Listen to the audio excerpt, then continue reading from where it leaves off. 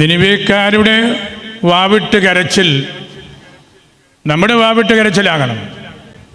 നിനിവേക്കാരെല്ലാവരും മാനസാന്തരപ്പെട്ടു.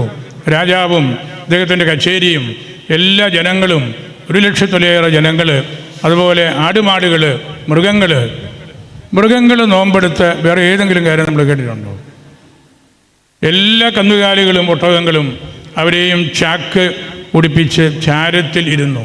ഒരേ വസ്ത്രം ധരിച്ചു രാജാവ് ഉൾപ്പെടെ.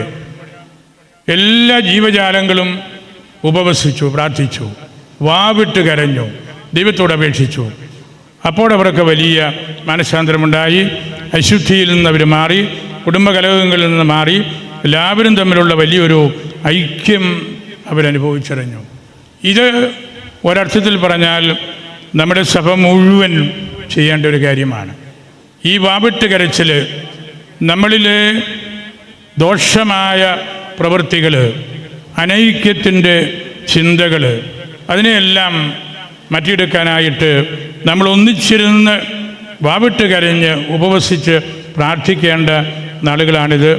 അപ്പോഴാണ് നമ്മളുടെ പോരായ്മകൾ നമുക്ക് തിരിച്ചറിയാനും നമ്മളിലൊരു വളർച്ച ഉണ്ടാകുന്നു എന്ന് ബോധ്യപ്പെടാനുമൊക്കെ നമുക്ക് അവസരമുണ്ടാകുള്ളൂ.